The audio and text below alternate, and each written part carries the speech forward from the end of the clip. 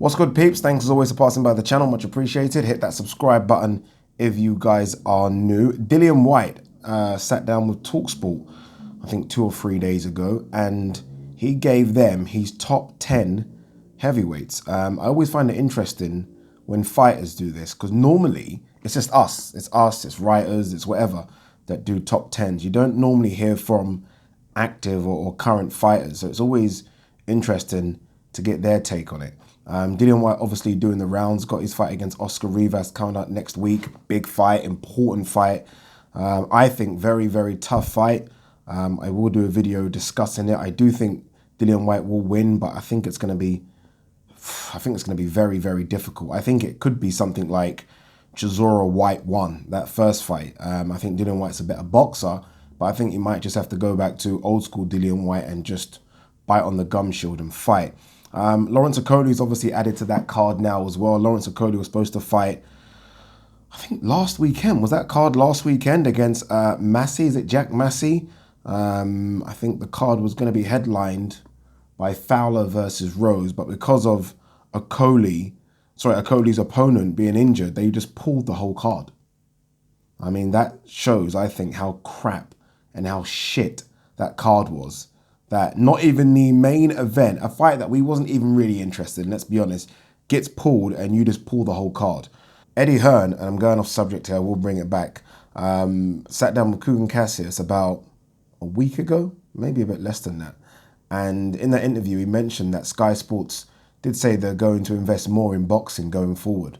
And I think they even referenced this show that got cancelled, just how poor it is. So they are going to invest more money, which is good. Remember, there was this fear that all the best British boxers will just run to America because there's more money there. And I actually did think that Sky might just scrap boxing. Trust me, I was actually thinking that they might just scrap boxing and just focus on Premier League football, which is their big thing, right? I mean, they've scrapped WWE.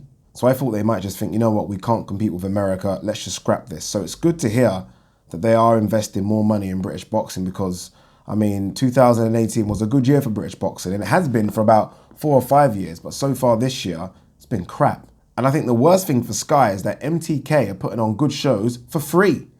I mean, you just have to watch them through IFL TV's live stream, and these are very, very entertaining and good shows. So, I mean, pressure's on. All right, let's get to this Dillian Whyte top 10. What I like about Dillian Whyte is not just giving you his top 10, he's giving you reasons as to why they're in their certain places. A couple of people didn't make the top 10. The most notable names, and I think a guy that's always been in and around the top 10, is Kubrat Pulev. Dillian Whyte's reasoning for not putting Pulev in is as follows. Pulev is just fucking terrible. He looked terrible against Hughie Fury. Fury shouldn't have even been in the top 15 anyway. I think that's a bit harsh. I think Pulev is actually still pretty good. Yes, he's getting on a bit. Right now, he's obviously going through that court case. But I do remember this Hughie Fury fight that he mentioned. That was supposed to be Dillian Whyte. It was supposed to be Jarrell Miller who turned it down, and then Dillian Whyte turned it down. Go figure. So it's all well and good dissing Hughie Fury, but that was supposed to be your fight and you didn't take it. Another name that wasn't in the top 10 was Alexander Usyk. Obviously, Usyk's not had a fight at heavyweight, so I can understand why he's not in the top 10. But Dillian Whyte said Usyk shouldn't be anywhere near the top 10 because he hasn't had any fight yet. We don't know. He was meant to fight Carlos Takam, and I think he bottled it.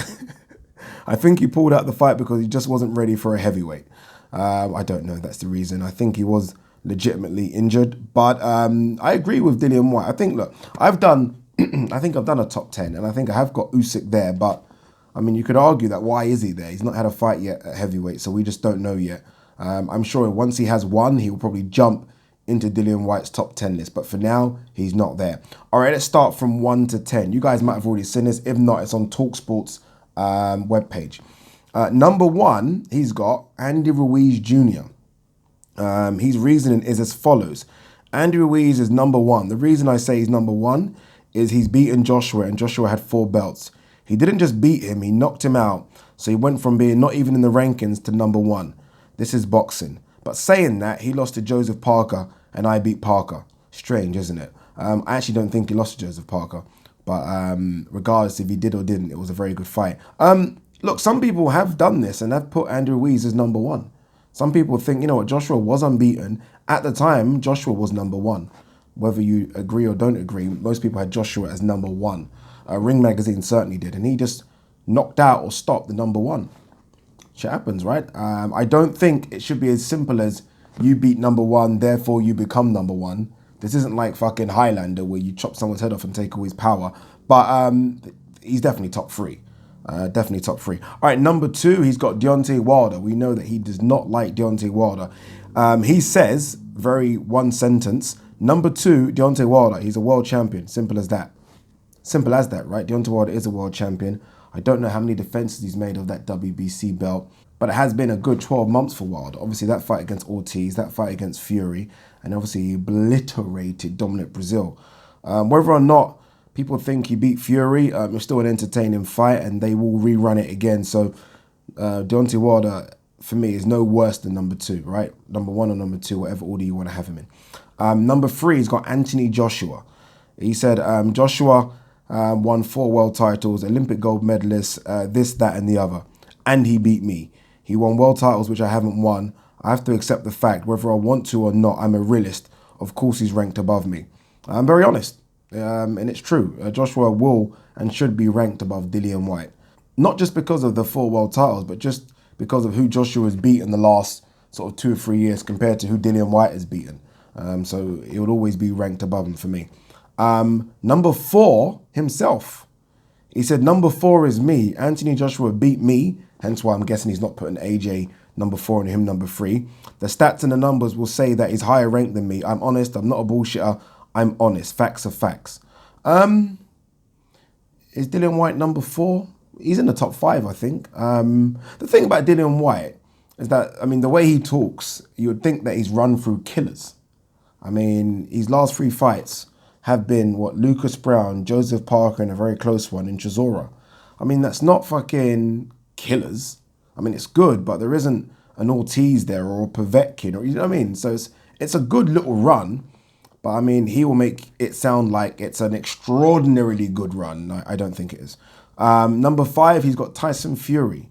He said Fury's going to be number 5. Don't get me wrong, Tyson Fury is a great fighter. He's won world titles, but it's a funny one because how do you go from Deontay Wilder to fighting Tom Schwartz? I 110% agree with that. How do people justify him being number 1 heavyweight in the world? It's true. I mean, how do you? I think he's the best fighter in the world, but I don't know if that then translates to being the number 1 heavyweight. Does that make sense? Because it's more than just being the best. It comes out with your record, accolades, etc., etc. And since he's been back, again, it is Sefa Safiri, Pianeta, Wilder, which is obviously, I guess, the reason he's number 1, and Tom Schwartz. That doesn't deserve to be number 1, does it? I'm probably a hypocrite because I think I have him as number 1 as well. But, I mean, no. I know. You can't go from fighting someone, Sefa Safiri, not ranked in the top 100, Pianeta, ranked number 70 or something, Wilder, yeah, granted, I think ranked number 2 at the time, and Tom Schwartz, I think, number 50. I mean, how can you go from 170 to 50 and all of a sudden that makes you number 1? Strange how boxing works. Number 6, he's got Joseph Parker. He said Parker's the only one from 6 to 10 that's been world champion so far, and he defended it 2 times. He only had 2 losses to 2 top fighters. Obviously himself as the top fighter and Joshua. I like Parker. I don't know where I had Parker in my top 10, but I think Parker's still got it. He's still young. I think he's a legitimate threat to any of the guys in the top 10. And he'll be in world title fights again. I think it's good that he signed with Matchroom. He'll get some exposure. But more importantly, I think he'll get the fights, he says. All right, number 7, he's got Luis Ortiz at number 7. Ortiz has always been in and around my top 5, 6, but he's got him at 7. He said, I'll put Ortiz at 7. Ortiz fought for the world title and lost it. Joseph Parker fought for it and won it. That's a bit harsh. Joseph Parker fought for, was it a vacant belt at the time against Andy Ruiz in New Zealand?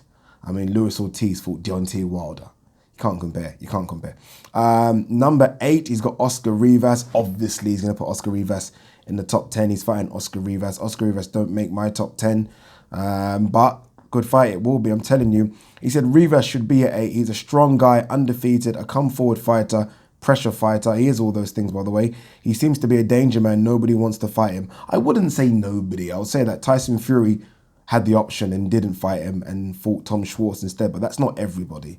But not my top 8. Top 15, yes. 8, absolutely not. Number 9, he's got Alexander Povetkin.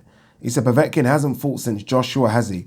And that was a loss. Oscar Rivas has fought since then, and Rivas has won. Rivas obviously beat Bryant Jennings, and that's his reason to put Rivas above Povetkin. I don't think it works like that, so I wouldn't have Rivas above Povetkin, but it's true. I mean, Povetkin hasn't fought since September. There was supposed to be, or rumoured, that he was going to be on the Amir Khan card in conjunction with Matchroom, but Matchroom pulled out of that card, so Povetkin got pulled. There was talks about Usyk, there was talk about Michael Hunter, nothing. So I'm not sure what's going on with Povetkin. I'm sure he's approaching 40 as well, so shit needs to happen very, very soon. And at number 10, he's got a guy that I think is going to cause a lot of problems for the top heavyweights if he gets in the mix, and that's Adam Kaunaki. He says Kaunaki's next fight is against Chris Arreola, who's a zillion years old. Yeah, that's exactly how Dillian Whyte would talk. So this is definitely Dillian Whyte talking. Talk about wheeling out the dead. Yep, this is Dillian Whyte, Jesus Christ. Yeah, he's fighting Chris Arreola, which is a bit of a joke. But last time out against Gerard Washington, he absolutely obliterated him. I don't think I've ever had Kaunaki in my top 10, but he will get there on merit because I think he's good. I think he's good. I don't know how old he is. I want to think and hope and say he's young, like 24, 25. And if he is, then he's one for the future with some of the Brits we've got. But I think he's good. So yeah, that's his top 10. Interesting. Don't know. I mean, I would have Fury higher, I think. Yeah, I would have Fury higher. And I guess by default then Dillian Whyte drops. I think AJ would probably drop to 4. And that will not much difference. I mean, it's difficult, isn't it? I mean, it's subjective. But again, it's good to hear what a boxer has to say. Because I'm guessing they're going by things differently than what we look at. Maybe they're going by how they would match up against them, etc., etc. So always good to hear. But what do you guys make of Dillian Whyte's top 10? And what do you make of his reasoning? It's interesting, right? Dillian Whyte being Dillian Whyte. Peace.